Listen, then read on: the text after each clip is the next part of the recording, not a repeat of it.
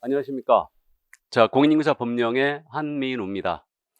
여러분들 시험 보시느라 고생 많이 하셨고요. 어땠습니까? 시험이. 지금 제가 문제를 전부 다 풀어봤거든요. 그러니까 전반적으로 지금 시험은 뭐 기출문제에서 크게 벗어나진 않았는데 중상급의 문제가 좀 배치가 많이 돼 있었어요. 그렇기 때문에 아예 이제 손을 못 대는 문제가 약 한 두 문제 정도.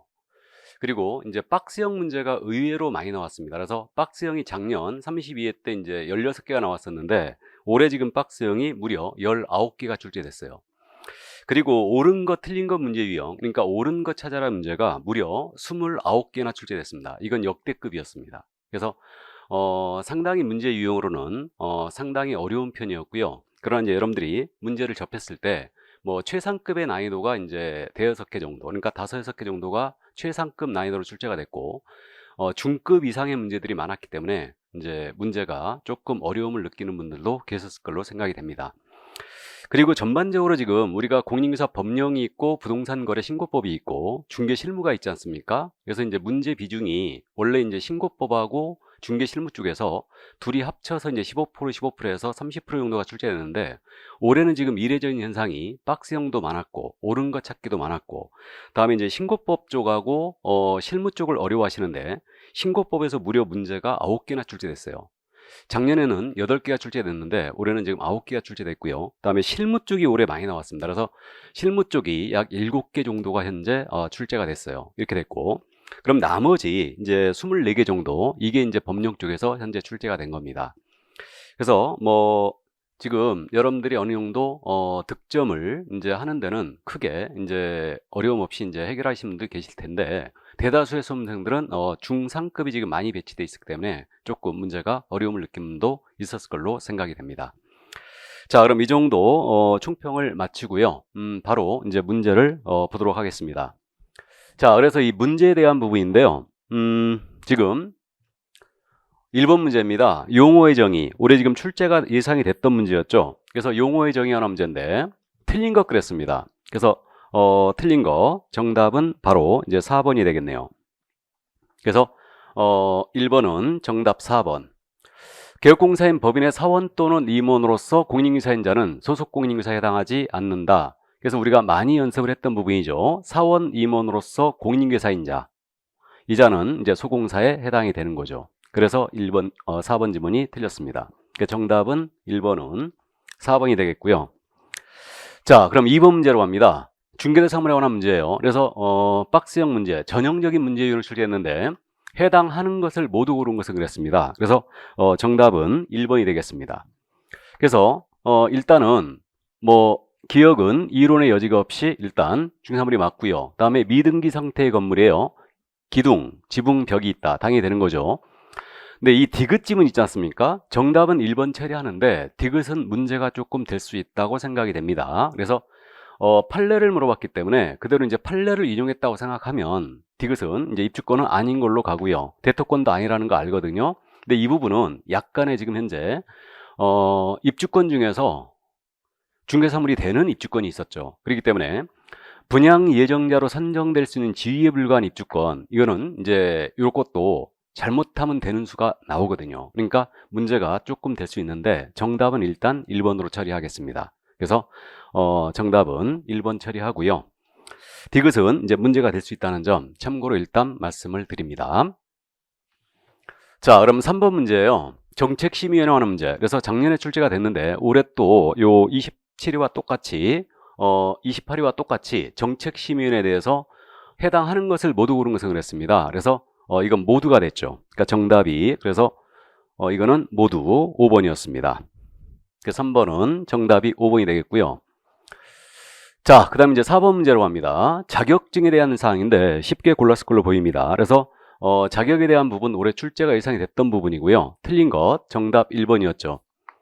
그래서 시도의사는 자격시험 합격자 결정 공고일이 있었습니다. 그러면 이때는 1개월 내 자격증 교부하게 돼 있죠. 예를 들어서 1개월입니다. 그래서 1번 지문이 틀렸어요. 나머지 지문은 이제 모두 맞는 지문입니다. 정답은 1번이었고요. 자, 그럼 5번 문제로 갑니다. 역시 결격 문제. 이제 출제가 또 예상됐던 부분이었는데 정답은 3번이 되겠네요. 자, 그래서 지금 결격에 해당하는 자, 그러면 집행이 면제됐다, 3년 경과되죠. 해당됐고요. 다음에 우리법 위반하여 300만 원 이상 벌금 받아야 되죠. 그렇기 때문에 이 자는 결격이 아닙니다. 다음에 집행유예 기간 중에 있는 자는 결격이죠. 예, 그래서 이 법인 사원 중에 결격자가 있는 법인은 결격입니다. 그러니까 역시 이 법인도 결격이었어요. 그러니까 정답은 기억디귿 3번이었습니다. 자, 그럼 6번 문제로 갑니다. 중기업 등에 관한 설명으로 이제 옳은 것 그랬는데 정답은 5번이 되겠습니다. 그래서 뭐 이건 종합문제 형식으로 출제했는데 우리 소속공사는 등록 신청할 수 없다라는 거 아주 잘 내고 있고요. 그 다음 2번 질문입니다. 법인인기업공사입니다. 중기업과 다른 개공을 대상으로 한 중기업의 경영기법, 경영규모 제공을 할 수 있죠. 예, 그래서 틀렸고요.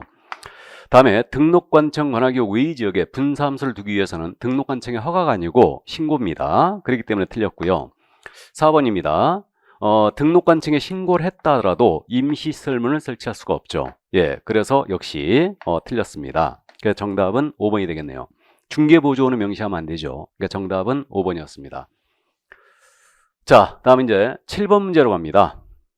그러면 이거는 지금 뜬금없이 지금 제재에 관한 사항을 단답형으로 물어봤는데 토지거래 허가에서 2년 이하의 적, 그걸 위반하면 2년 이하의 적 또는 토지가액의 30%에 해당하는 벌금에 처하게 되죠. 그래서 7번은 정답은 2번이 되겠습니다. 그래서 2번 정답이었어요. 허가를 위반하면 변경허가도 마찬가지죠. 그렇게 되면 이때는 2년 이하의 적 또는 토지가액의 30%에 해당하는 벌금이었죠. 1번은 거래대금 지급 증명자료 제출 요구하지 않았다. 요구했는데 제출하지 않았다. 이건 3천만 원 이하의 과태료죠. 그 다음에 3번 지문은 취득신고를 경매로 취득했는데 외국인이 안 했어요. 이건 100만 원 이하의 과태료죠. 그 다음에 부동산 거래 신고를 하지 아니하게 한 자, 그러니까 신고를 못하게 했다. 500만 원의 과태료죠. 그 다음에 신고 의무자가 아닌 자일지라도 거짓으로 부동산 거래 신고한 게 되면 5% 이하의 과태료입니다. 정답은 2번이었어요. 자, 그래서 7번, 2번이 정답이었고요. 그럼 이제 8번 문제로 갑니다. 일반 중개계약과 전속중개계약에 대한 설명으로 옳은 것 그랬는데 이거는 중개계약제도에서 올해 지금 출제가 예상이 됐던 부분이었죠. 그래서 정답은 5번이었습니다. 그러면 1번 지문. 일반 중개계약은 의뢰하기 위해서 특정 개공을 정하여 의뢰했다. 그럼 이건 일반 중개계약이 아니고 전속계약을 설명하고 있는 거죠. 그래서 틀렸고 2번 질문입니다. 일반 중개계약을 체결했을 때는 비공개 요청을 하지 않았다가도 정보를 공개를 할 의무는 없죠. 공개해야 한다 그러니까 틀린 거예요. 자, 다음에 일반 중개계약 시는 역시 업무 처리 사항을 통지할 의무가 없죠. 그래서 이거 통지 의무가 없습니다. 전속계약 시 통지할 의무가 있고요. 4번 질문입니다. 전속계약서 이거 사용하지 않으면 업무정지 사유에 해당하죠. 예, 그래서 틀렸습니다. 그러나 5번 질문입니다. 그래서 이 표준서식입니다. 일반 중개약서 전속계약서에 중개보수를 과다 수령했을 차액으로 환급한다는 내용이 공통적으로 규정되어 있죠. 맞습니다. 그래서 정답은 5번이었어요. 자, 그러면 9번 문제로 갑니다. 이제 확인설명서 역시 출제가 예상이 됐던 부분이었죠. 그래서 이제 비주거용 서식을 물어봤는데 비주거용 서식에서 기본 확인사항, 기본이냐 세부냐 물어볼 걸로 예상이 됐었고 비주거용을 물어봤습니다. 그러면 비주거용은 비선호시설 쓰는 한이 없죠. 그러니까 3번이 정답이 되겠습니다. 나머지는 모두 기본 확인사항이 맞아요. 그래서 정답 이제 3번이었고요. 그럼 10번 문제로 갑니다. 중개보수 제한에 관한 설명으로 옳은 것을 못 온 것은, 자, 보수 제한에 대한 부분인데 이 부분이 상당히 어려웠을 걸로 이해가 됩니다. 그래서 작년 7월 달에 나온 판례를 그대로 바로 지금 출제한 거예요. 그래서 지금 옳은 것을 모두 옳은 것은 그랬는데 공매 대상 부동산에 대한 취득의 알선을 했다. 우리 판례가 이것도 중개보수를 적용해야 된다라고 해석했죠. 공매 부동산에 대한 취득의 알선했다. 이거는 적용해야 된다라고 해석했습니다. 작년 이제 7월 달에 나온 판례였습니다. 그리고 한도를 초과하는 범위 내에선 초과하는 범위 내에선 무효라는 것. 이건 이제 잘 알고 있고요. 그래서 맞는 거고요. 디귿찜입니다. 그러면 계획공사는 거래계약이 완료되지 않을 경우에도 의뢰인과 그의 상환은 보수를 약정할 수 있고요. 이때는 그 보수 제한 규정이 그대로 적용이 된다고 했습니다. 이것도 판례의 태도인데 디귿지문은 기역지문, 그러니까 공매 부동산에 대한 취득의 알선 이 판례에서 했던 얘기예요. 그러니까 계약이 완료되지 않았더라도 의뢰인과 약정을 할 수 있다는 거죠. 그때는 이제 보수 한도를 절대 초과하면 안 되죠. 그래서 디귿짐은 역시 맞았습니다. 그래서 옳은 것은 니은 디귿, 정답은 4번이었습니다. 이 문제가 판례를 들어보지 않은 분들은 상당히 문제가 어려웠을 걸로 일단 생각이 됩니다. 자, 그래서 4번 정답이었습니다. 그럼 이제 11번 문제로 갑니다. 괄호형 문제, 이런 기출문제 유형이 있었죠. 그러니까 숫자 넣기를 지금 숫자를 기본적으로 이제 암기해야 되는데, 첫 번째 지문, 아주 잘 내는 지문이었죠. 공제금으로 손해배상했어요. 그러면 15일 내에 공제 다시 가입을 해야 된다. 이랬는데, 이건 숫자 맞추기니까 15일이죠. 다음에 등록 인장을 변경했어요. 그러면 7일 내 변경 등록을 하게 돼 있고, 다음에 이전했습니다. 10일 내 신고 들어가야 되죠. 그럼 지금 긴 것부터 작은 것 순이니까 기역, 디귿, 니은이 됐습니다. 그래서 정답은 기역, 디귿, 니은. 그 정답은 1번이었어요. 1번이 정답이었습니다. 그러니까 11번, 1번 정답이었고요. 자, 그러면 12번 문제로 합니다. 계약서 작성에 관한 내용이에요. 올해 출제가 역시 예상이 됐던 부분이었죠. 옳은 것 그랬는데 보겠습니다. 거래계약서 표준서식을 사용하지 않았다. 시도의사는 자격을 취소해야 된다 그랬는데, 개공이 표준서식 현재 정해진 바도 없고요. 만약에 작성 교부를 안 했다면 업무정지지. 그것도 업무정지는 등록관청이 하는 거지 자격 취소할 일이 없습니다. 많이 틀렸고. 그러나 이제 2번 지문, 확인설명서 교부일자 우리가 알고 있죠. 그래서 2번 정답이었습니다. 맞는 지문이고요. 자, 그 다음에 서로 다른 둘 이상의 계약서를 썼다. 그러면 3월의 범위 안에서 업무의 정지를 명할 수 있죠. 그죠? 그래서 6개월의 범위 안에서 업무의 정지를 명할 수 있죠. 그래서 역시 틀렸습니다. 다음에 4번입니다. 거래계약서를 작성하는 경우 소속공인사 거래계약서에 서명 및 날인하며 개공도 서명 및 날인해 줘야 되죠. 예, 그래서 틀렸다는 거 알아봤고요. 그 다음 5번 질문입니다. 공인인감센터에 보관된 경우는 별도로 보존할 의무가 없죠. 보존을 이제 하더라도 5년이죠. 그러니까 거래계약서니까 3년은 무조건 틀렸고 보존해야 한다 틀렸어요. 그래서 정답은 2번이었습니다. 3번 지문이 조금 그랬긴 했는데 업무정지를 명해야 한다는 확실히 틀렸고요. 할 수 있다고요. 6개월의 범위 안에서 명할 수 있죠. 자, 그래서 정답은 2번이었습니다. 그럼 13번 문제로 갑니다. 등록을 취소해야 되는 사유로 명시되지 않은 것은 여러분들이 쉽게 골라냈을 걸 보여요. 정답은 4번이죠. 그래서 나머진 필요적 등록 취소고요. 4번만 이것은 의무적 등록 취소였습니다. 그래서 4번 정답이었죠. 자, 그럼 14번 문제로 갑니다. 14번 문제, 거래의무 사업자 지정 취소 문제를 또 냈습니다. 그러니까 지정 취소 사유를 암기하고 있느냐, 이걸 지금 현재 물어봤는데 정답은 5번이었죠. 모두였습니다. 그래서 지금 부정한 방법으로 지정을 받았다. 지정 취소 맞고요. 1년 내 설치 운영 안 했다. 그럼 지정 취소 맞고요. 다음에 다르게 공개했다. 마찬가지로 지정 취소 맞고요. 다음에 운영 규정 위반하여 운영했다. 지정 취소 맞아요. 그래서 정답은 5번이었습니다. 자, 그럼 15번 문제로 갑니다. 3년 이하 적돈 3천만 원의 벌금. 그래서 형벌이 올해 출제가 예상될 걸로 이제 예상이 됐었는데 3년짜리를 물어봤죠. 그래서 정답은 2번 이제 골랐을 걸로 보입니다. 그래서 나머지 모두 3년 이하의 징역이었고요. 정답은 2번이었습니다. 중개보수를 초과해 받은 행위는 1년 이하의 징역 또는 1천만 원의 벌금에 처하는 사유죠. 자, 그럼 16번 문제로 갑니다. 공제사업에 대한 부분이에요. 그래서 공제사업에 대한 부분으로 지금 틀린 것 그랬지 않습니까? 그러니까 정답은 이제 2번이었죠. 단순 숫자 암기인데 책임 준비금의 적립 비율은 100분의 10 이상으로 적립해 줘야 되죠. 그래서 100분의 20이 아니고 100분의 10이었습니다. 다른 지문들은 문제가 없습니다. 그래서 정답은 2번이었어요. 자, 그럼 17번 문제로 갑니다. 중개 보수에 의한 설명으로 옳은 것 그랬습니다. 그래서 보수가 올해 역시 출제가 예상이 됐던 부분이었죠. 보겠습니다. 그러면 1번 지문이에요. 과실로 개업공사의 과실로 계약이 취소가 됐어요. 거래인가 취소했다. 그러면 소정의 보수를 받을 수가 없죠. 개공의 과실이기 때문에. 그래 틀렸고요. 2번 지문입니다.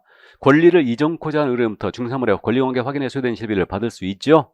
예, 그래서 틀렸고요. 3번 취득코자 하는 의뢰인에게 계약금 등의 반환채무 이행 보장에 소요된 실비 받을 수 있죠. 예, 그래서 역시 틀렸고. 보수 지급 시기는 약정이 없다면 대금 지급이 완료된 날로 하죠. 그래서 4번 정답이었습니다. 다음에 주택 외 중상물은 조례로 가는 게 아니죠. 국토교통부령이 정하고 있습니다. 그래서 역시 틀렸죠. 정답은 4번이었어요. 자, 그럼 18번 문제로 갑니다. 행정제재처분 효과의 승계. 지금 연타석 출제하고 있는데 올해 또 출제가 됐습니다. 그래서 옳은 것을 모두 고르는 했는데 업무정지 처분의 효과가 나왔죠. 그러니까 처분일로부터 1년간 재등록객한테 승계하죠. 그래서 틀렸고요. 니은입니다. 폐업기간이 2년을 초과했습니다. 그러면 업무정지 해당 사유로 행정처분할 수 없다. 그럼 폐업기간이 2년을 초과했다면 업무정지는 하지 못하죠. 그러니까 맞는 거고요. 과태료 부과처분 효과, 처분일로부터 10개월 낸 때 승계된다. 역시 냈던 지문이었죠. 역시 맞고요.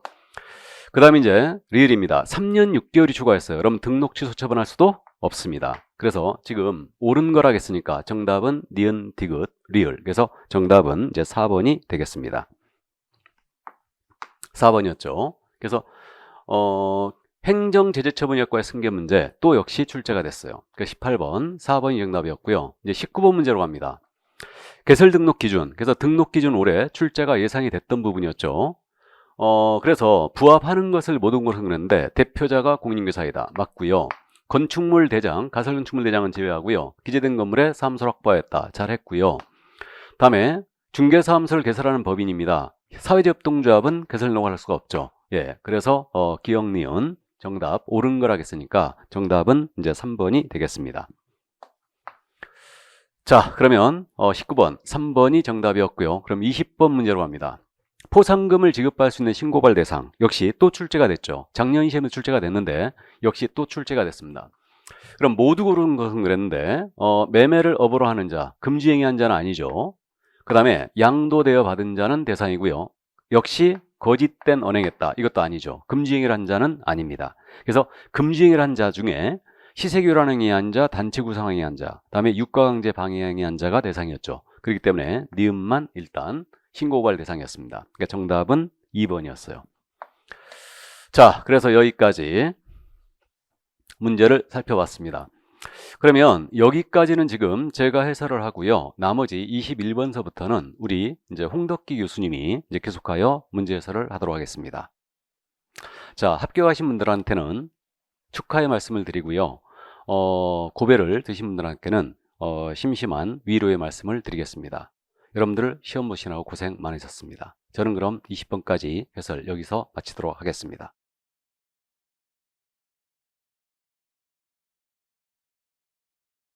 저는 이제 21번부터 우리 40번까지 해설을 담당하는 홍덕기입니다.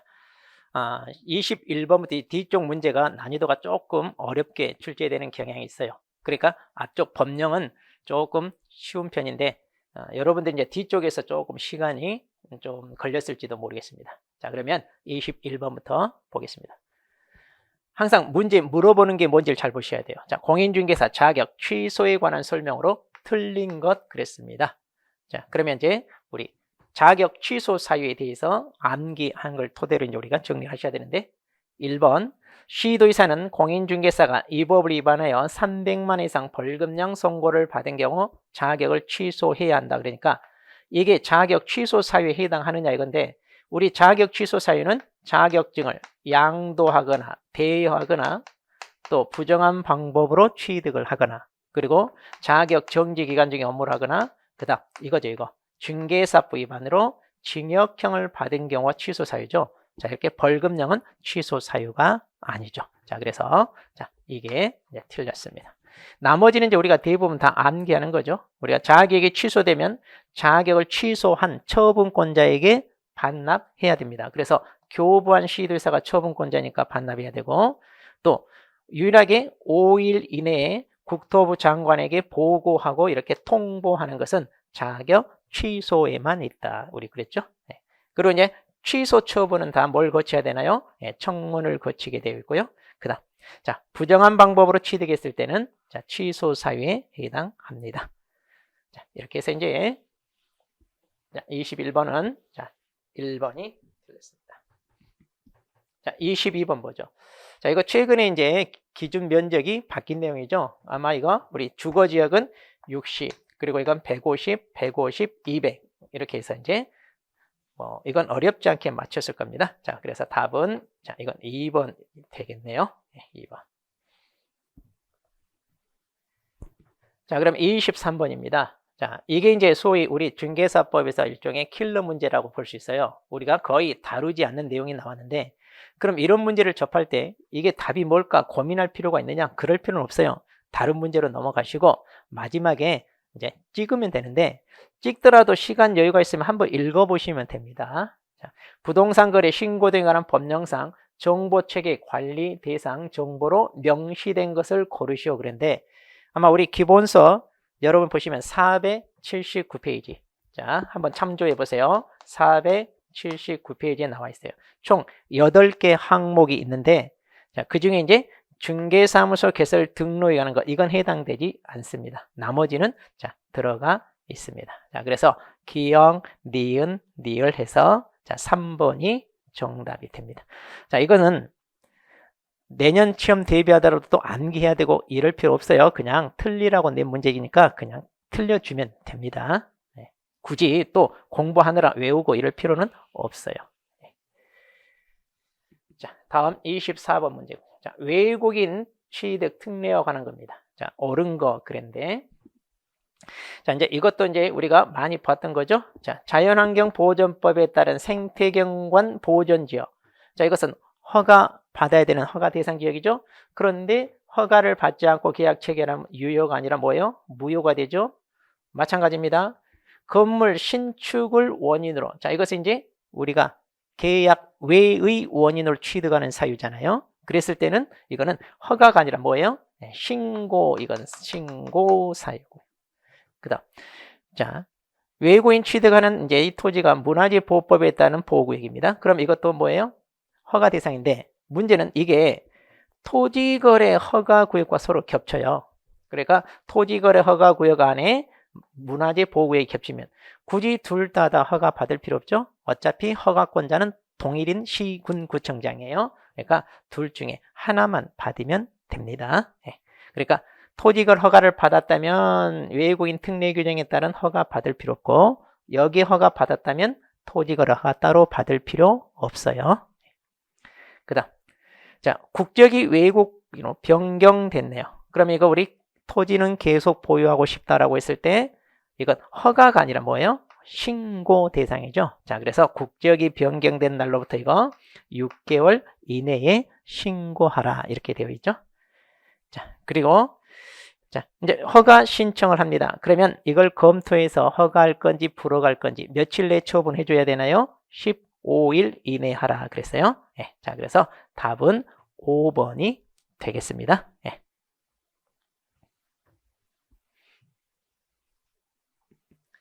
자, 25번. 자, 부동산 거래 신고 제도 파트에서 우리가 이행 강제금에 관한 설명인데, 이것도 뭐 그렇게 어렵지 않게 풀었을 거예요. 자, 허가받은 목적대로 이용을 하는지 실태 조사를 해요. 그래서 적발됐어요. 허가받은 목적대로 이용을 하지 않으면 빨리 허가받은 목적대로 이용을 해라라고 명령을 내리는데, 이때 이행 명령은 3개월 이내로 문서로 명령을 내려요. 그런데 여전히 이행을 하지 않습니다. 그러면 이행 강제금을 부과하는데 100분의 10이죠. 자, 그래서 정답은 2번이 되는 거죠.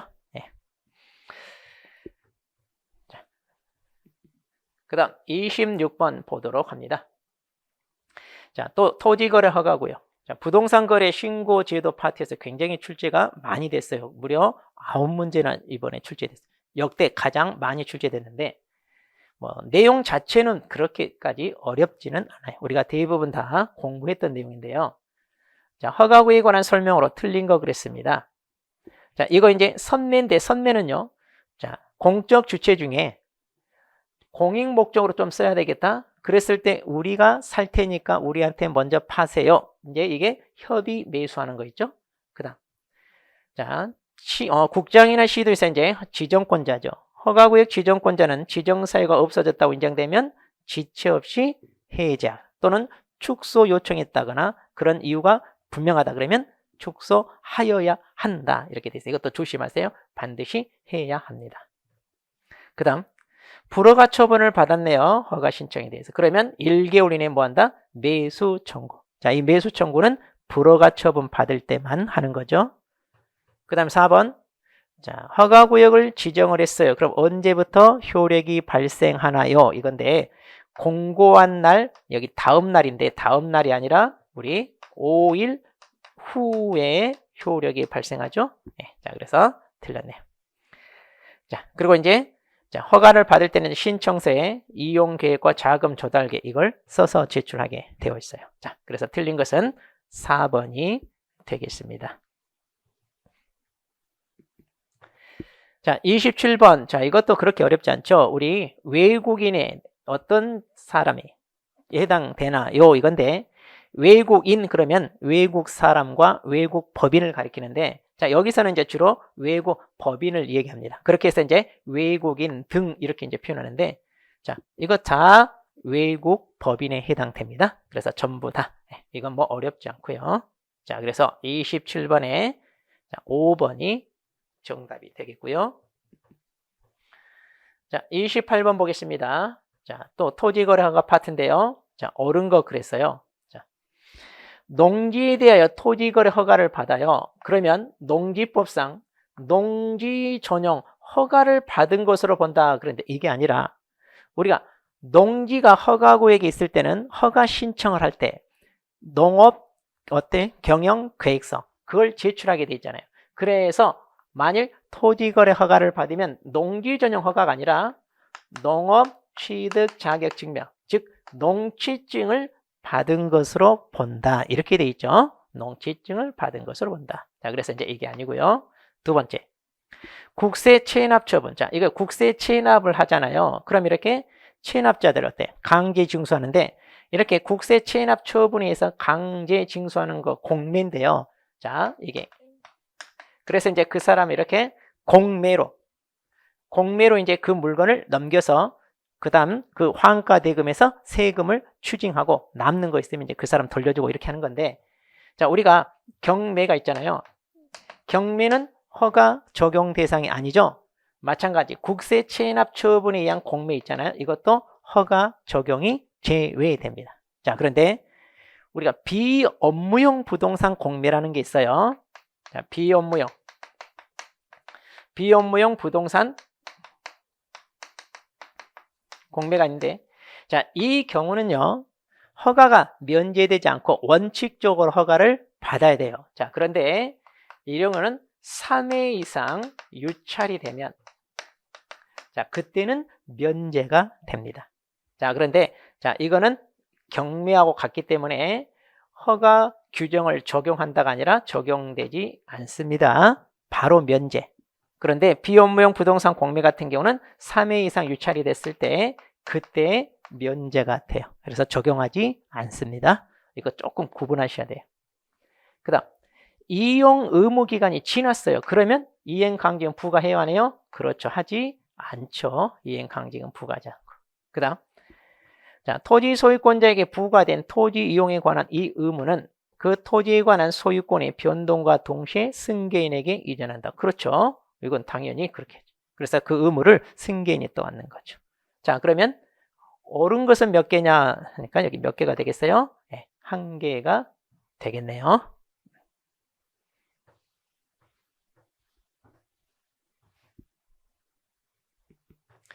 자, 29번 보겠습니다. 자, 실명법이네요. 자, 옳은 것 고르라 그랬습니다. 자, 부동산 위치한 면적을 특정하여 2인 이상이 구분 소유하기로 하는 약정입니다. 이걸 보통 이제 우리가 상호 명신탁 이렇게 부르는데, 엄밀하게는 구분 소유적 이제 등기라고 하는데, 이런 경우는요, 실명법 위반으로 무효가 아니라 이 경우는 법률에서 인정되기 때문에 아예 명의신탁에서 어때요? 제외하는 거예요. 제외. 자, 그러니까 명의신탁이 아니다 이거죠. 그래서 이건 무효가 아니라 유효하게 인정이 되는 거죠. 그 다음 배우자 명의로, 자, 이렇게 이제 명의신탁을 했는데 이런 탈법 목적이 아니라면 그 등기는 뭐다? 유효라고 그랬죠. 그래서 이런 경우는 이제 우리가 뭐라고 그래요? 특례가 인정된다 그랬어. 자, 그래서 특별히 예외가 인정되는 거. 그럼 여러분들은 제외되는 거와 특례 이걸 구분 잘 하셔야 돼요. 그러니까 여기는 명의신탁이에요.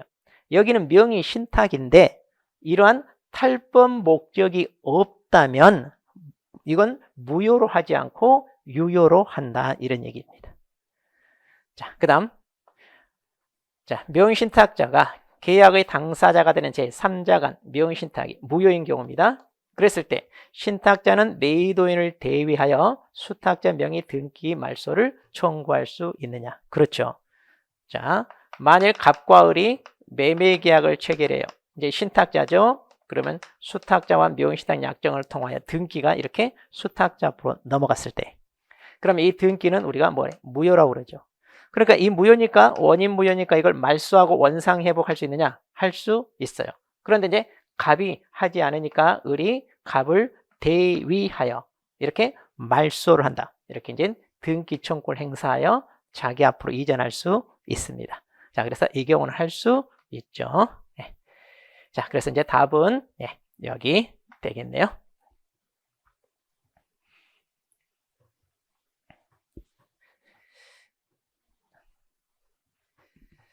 자, 그러면 이제 30번. 자, 우리 문제 하나하나 또 보겠습니다.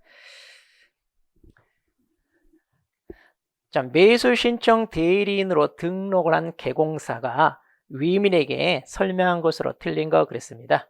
그러니까 이제 권리 분석과 관련된 내용인데, 자, 후순위 저당권자가 경매를 신청을 해요. 그러면 매각 부동산이 모든 저당권은 다 소멸되냐? 그렇죠. 저당권은 자, 누가 경매를 신청하든 다 소멸되고요.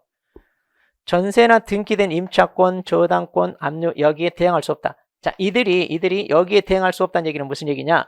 저당권, 압류채권, 가압류채권, 이들이 소위 말소 기준 권리들이 후보들이 될 수 있는 말소 권리 될 수 있잖아요. 그러면 이들에 대항할 수 없다는 얘기는 뭐예요? 후순위란 얘기예요. 그러면 매각으로 다 뭐 한다? 그렇죠. 소멸됩니다. 그러니까 말소 기준 권리가 될 수 있는 그 후순위라면 다 소멸되죠.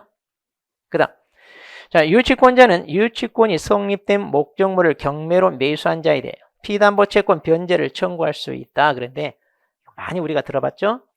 자, 유치권자는 그 매수한 자에게 자기가 채권자가 아니기 때문에 어때요? 이걸 달라라고 했을 때 거절할 수 있을 뿐이지 너 돈 갚아라고 변제를 청구할 수 있냐? 이건 아니죠. 그래서 이제 경락을 받은 사람 유치권을 인수한단 말이 그거예요. 자, 그러면 매수한 사람이 유치권자에게 그 목적물을 넘겨받기 위해서는 어떻게 해야 돼요? 변제할 책임이 있다. 이렇게 얘기하죠. 자, 그런데 유치권자가 매수인에게 변제를 청구할 수는 없다. 이렇게 됩니다. 자, 그래서 이제 3번 틀렸고요. 자, 최선순위 전세권은 원래는 인수해야 되는데 이 전세권자가 만일 배당 요구를 하면 그때는 소멸되는 거죠. 그리고 경매는 대금을 다 완납을 하면 소유권 취득하게 되어 있습니다. 자, 그래서 답은 3번이 되겠습니다. 자, 31번 보겠습니다. 자, 상가 임대차 보호법입니다. 대통령령으로 정하는 보호진 금액을 초과하는 임대차인 경우 상가의 임대차 보호법상 권리금에 관한 규정이 적용된다 그랬는데 이거 우리 적용되는 거 6가지 있잖아요. 3기 연체했을 때 해지한다는 거, 그 다음에 대항력, 그 다음에 표준계약서, 그리고 권리금에 대한 거. 자, 이것도 적용이 됩니다. 네. 그리고 이건 잘 아실 거예요. 2기 연체가 아니라 몇 기? 3기 연체해야 거절할 수 있죠. 그리고 이거 법조문 그대로죠. 임대인의 동의를 받아 전대차 계약을 체결했을 때 전차인은 임차인을 대위하여 계약갱신 요구 행사할 수 있다는 거. 네. 아마 우리 중개사 법령이 박스 문제가 무려 19개나 출제됐어요. 그런데 보다시피 박스 내용이 거의 3개 내지 4개, 또 3개가 많아요. 그렇게 많진 않으니까 그렇게까지 어렵게 느끼지는 않으셨을 거예요. 근데 이거 찾는 거 실수하지 않고 잘 찾으셔야 될 겁니다. 아마. 자, 그래서 옳은 걸 골라라. 기억, 디귿. 자, 3번이 정답이 되겠네요.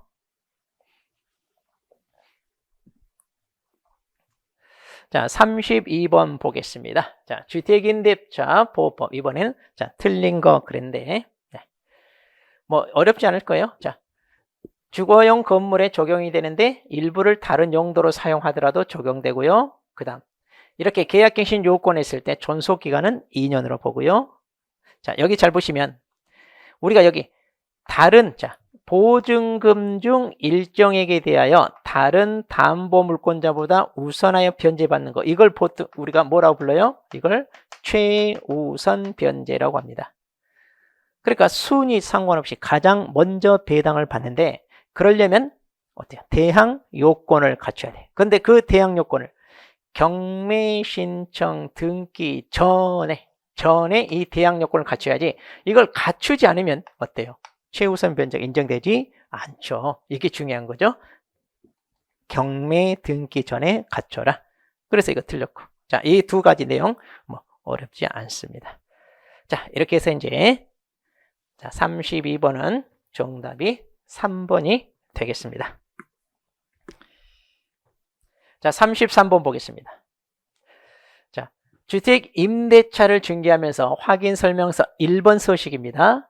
자, 여기서 제외하거나 생략할 수 있는 것을 모두 골라라 이랬는데, 아마 우리 확인 설명서 서식에 보면 작성 방법이란 란에 나와 있는 건데요.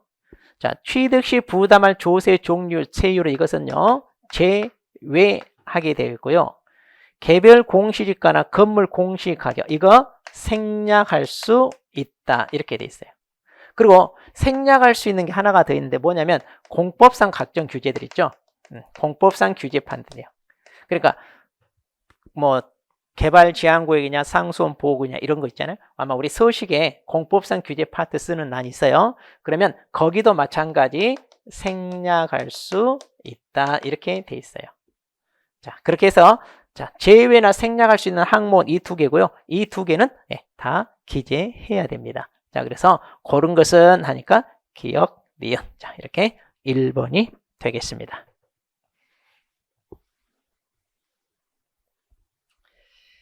자, 그러면 우리 34번 이제 보도록 합니다. 자, 전속 중개 계약을 체결했네요. 그리고 계약서를 작성했습니다. 자, 틀린 거 그랬네요. 지금 전속 중개 계약서도 있고요. 일반 중개 계약서. 최근에 이렇게 중개 계약서를 묻고 있는데 이거 법령 내용에 충실하면 충분히 맞출 수도 있습니다. 자, 전속 중개 계약 유효 기간 4개월로 약정할 수 있냐? 그렇죠. 자, 우리는 약정이 있으면 약정이 우선이고 약정이 없으면 3개월을 원칙으로 한다 그러는데 4개월 얼마든지 약정할 수 있고요. 그리고 계약서를 몇 년 보존한다? 3년 보존해야 되죠. 그다음 갑은 을이 중개대상물 확인 설명 의무를 이행하는데 협조해라 그랬는데 자, 방 좀 보러 왔어요 이랬을 때 들어와서 보세요 하는 거 있잖아요.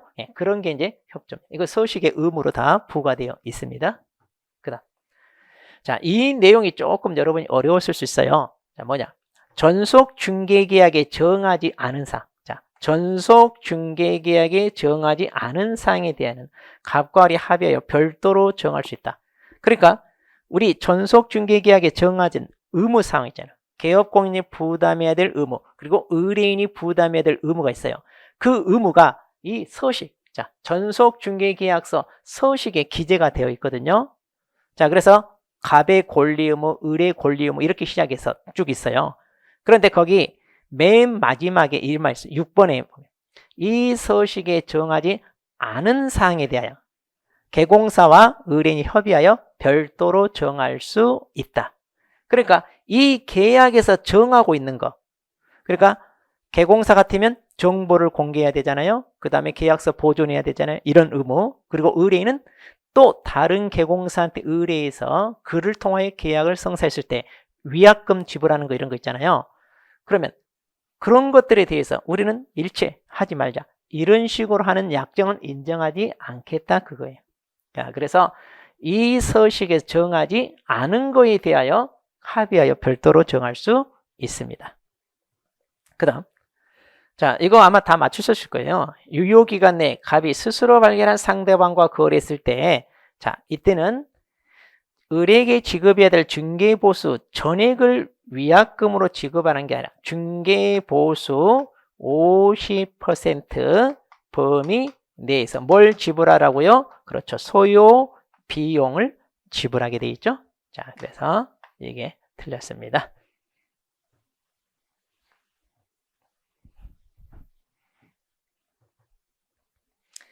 자, 35번 보겠습니다. 자, 매수 신청 대리와 관련하여 자, 옳은 걸 골라라 그랬는데 자, 갑은요 공장 및 광업재단 저당법에 따른 광업재단에 대해 매수 신청 대리할 수 있나요? 그럼 우리가 매수 신청 대리권이 있고요. 그 다음에 대상물이 있는데 자, 이때 매수 신청 대상물 이거는 거의 우리 중개 대상물하고 거의 일치하잖아요. 그러니까 중개 대상물을 우리가 대리할 수 있어요. 그러면 여기 광업재단 중개 대상물에 들어가나요? 들어가죠? 여기 있습니다. 네. 그다음 자, 중개사무소 등록이 취소됐어요.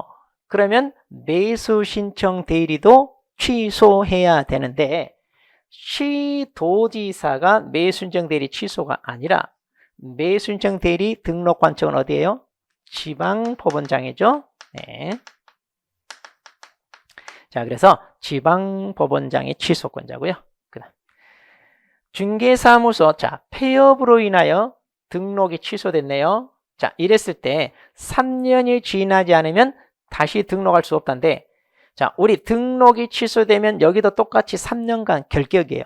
자, 이렇게 3년간 결격인데 중개사무소 폐업이라 할지 또는 매수 신청 대리를 안 하겠다라고 하면 내가 폐업을 했어요. 그랬을 때는 이 3년의 결격을 적용한다 안 한다? 이거 하지 않는다 그랬어요. 자, 결격 사유가 5개가 있어요. 그 중에 계속해서 이 내용만 물어보고 있습니다. 자, 그래서 이건 적용하지 않는다 그랬어요. 자, 그래서 이제 옳은 것은요. 네, 자, 기억이 되겠네요.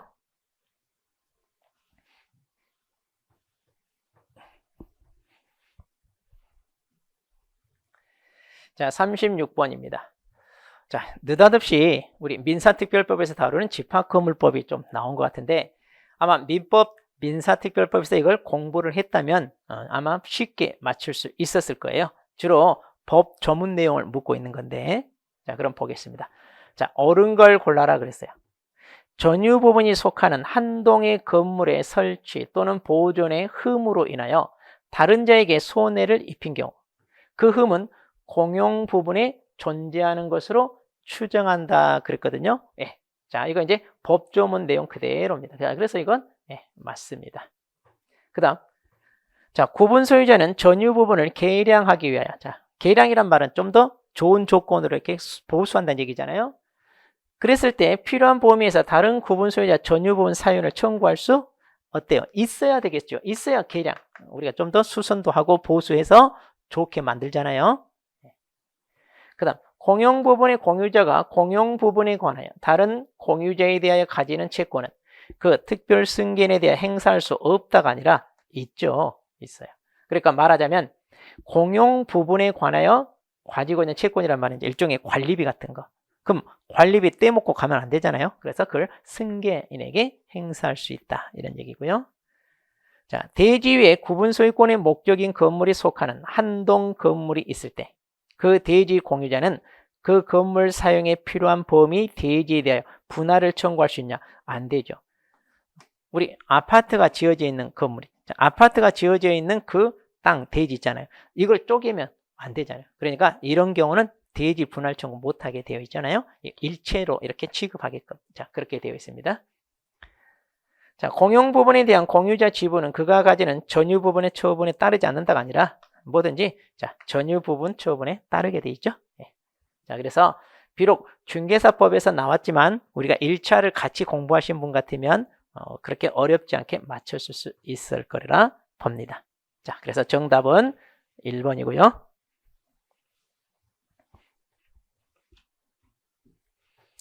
자, 37번입니다. 자, 일반 중개계약을 체결할 때, 자, 계약서를 만일 작성한다고 해요. 그러면 기재사항이다. 그런데, 자, 여기서요. 자, 주택을 임차하려는 의뢰인이라고 했어요. 그러면 임차란 말은 뭐예요? 권리를 취득하고자 하는 의뢰. 그러면 중개계약서 같은 데 보면, 자, 이렇게 전속이나 일반이나 똑같이 되어 있는데, 여기 1번 해가지고 권리 이전용 이렇게 돼 있고요. 그 다음에 두 번째 이렇게 해가지고 권리 취득용 이렇게 돼 있어요. 그래서 권리를 이전하는 쪽에서 작성해야 될 항목이 있고요. 취득하는 쪽에서 작성하는 항목이 있는데 이런 내용들 다 이전하는 쪽에서 작성하고요. 취득은요. 희망이란 말이 들어가요. 그래서 희망 지역, 희망 물건, 희망 가격 주로 다 취득은 물건을 얻고자 사는 사람이랄지 임차하는 사람이니까 한마디로 뭐냐? 희망 조건에 대해서 기재하시오. 이런 의미예요. 자, 그래서 희망이란 말만 기억하세요. 보통 이렇게 강의하는데 자, 그것만 찾았으면 바로 답 나옵니다. 자, 그래서 정답은 4번이고요.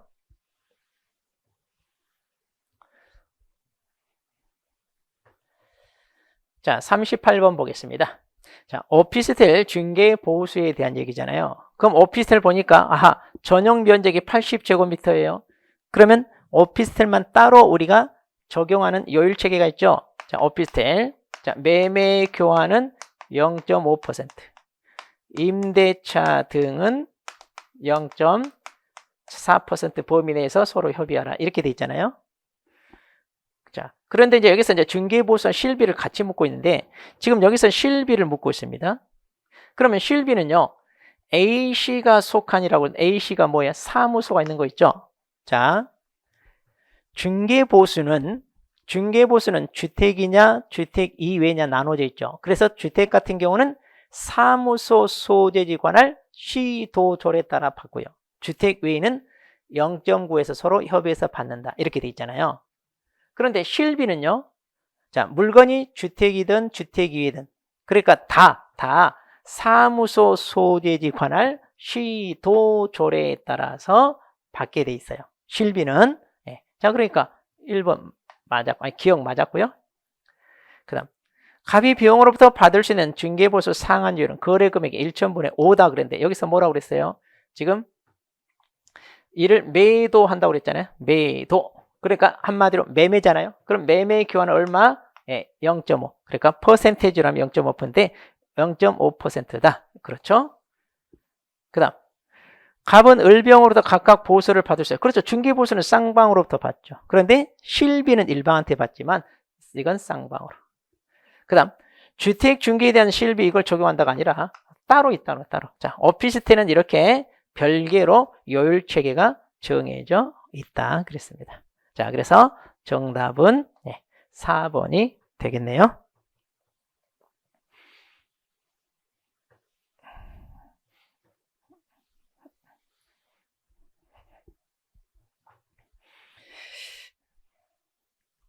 자, 그러면 이제 39번 문제입니다. 자, 부동산 거래계약 신고서. 자, 부동산 거래계약 신고서 작성 방법에 대한 내용인데 이거요, 지금까지 기출되었던 그 지문 그대로 다시 한번 모아놓은 거네, 보니까. 자, 틀린 거 그랬는데 거래 당사자가 외국인일 때는요, 국적을 반드시 써야죠.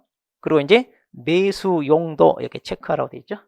그 다음 면적입니다. 실제 거래 면적을 계산해 적는데 건축물 같은 경우 자 집합 건축물은 뭘 적어야 되나요? 전용 면적. 그 다음에 그 밖의 건축물은 연면적 이걸 쓰라 그랬고요. 정전 부동산은요 입주권 매매의 경우만 작성한다고 그랬죠. 그 다음 자 조건이나 기한이 있어요. 그럼 이거 그냥 쓰면 되는 거고요. 그 다음 자 만일 물건의 종류가 공급계약 이제 거래 대상 종류가 자 공급계약이나 또는 분양계약 이런 거 있잖아요. 즉 분양권, 입주권, 전매계약. 자 다시 맨 처음 분양을 받는 공급계약 그리고 이제 분양을 받았을 때 그것을 전매하는 전매계약 있잖아요. 이런 경우에 가격을 쓸 때요. 부가가치세를 제외가 아니라 뭐예요? 이거를 포함하여 적는다 그랬죠. 그리고 이제 그냥 토지나 건물에 대한 매매계약이다 그랬을 때는 제외하고 적습니다. 자, 그래서 공급계약이나 전매계약은 포함한다는 거. 자, 그래서 답은 5번이 되겠습니다.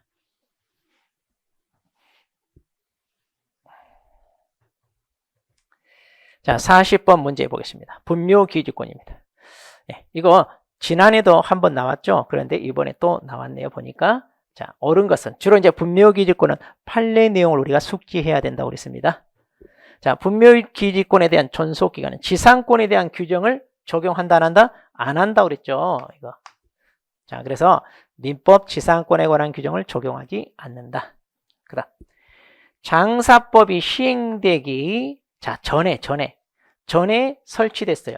그럼 전에 설치됐으니까 이 법률을 적용해요, 안 해요? 이 법률 적용할 필요가 없죠. 그 전에 설치된 거니까. 따라서 시행 후에, 이 법 시행 후에 분묘지권 시효취득 인정되지 않는다가 아니라 인정되죠. 그러니까 이 법이 시행된 이후에 설치된 분묘라면 당연히 인정되지 않지만 시행되기 전에 이미 설치된 거기 때문에 인정되죠. 그 다음 이것도 이제 분묘기지권이 인정되는 경우에 하나잖아요. 자, 자기 소유 토지에 분묘를 설치한 사람이 분묘 이장 특약이 없이 토지를 양도했어요. 자, 그렇게 했을 때 분묘기지권을 취득하는데 이때 특별한 사정이 없는 한 분묘기지권이 성립한 때부터 지료 지급 의무가 있다. 그러니까 토지 사용에 대한 대가는 당연히 지불해야죠. 그 다음 이게 이제 작년에 대법원 전원 합의체 판결로 이제 바뀐 내용이죠. 분묘기지권을 시효로 취득한 사람은 자, 그전에는 시효 취득은 분묘기지권에 대한 지료 지급하지 않아도 된다 그랬잖아요. 자, 그런데 토지 소유자가 지료 지급 청구가 있으면 지급해야 된다 그랬잖아요. 지급해야 된다. 그 다음에 분묘가 멸실된 경우 유골이 존재하여 분묘 원상 회복이 가능한 일시적인 멸실에 불과한다면 분묘기권은 소멸하지 않죠. 자, 그래서 원상 회복이 가능하다고 그랬잖아요. 그러니까 이런 경우는 소멸하지 않고 여전히 존속한다 그랬습니다. 자, 이렇게 해서 이제 정답은 3번이 되겠네요. 자, 그러면 이제 해설을 다 마쳤는데 1년 동안 여러분이 수고한 보람이 꼭 있기를 바라면서요. 앞으로 남는 시간 또 앞으로 여러분들이 어떤 삶을 살 건지 좋은 날만 있기를 기원하며 여기서 해설을 마치도록 합니다. 자, 그동안 1년 동안 수고 많으셨습니다.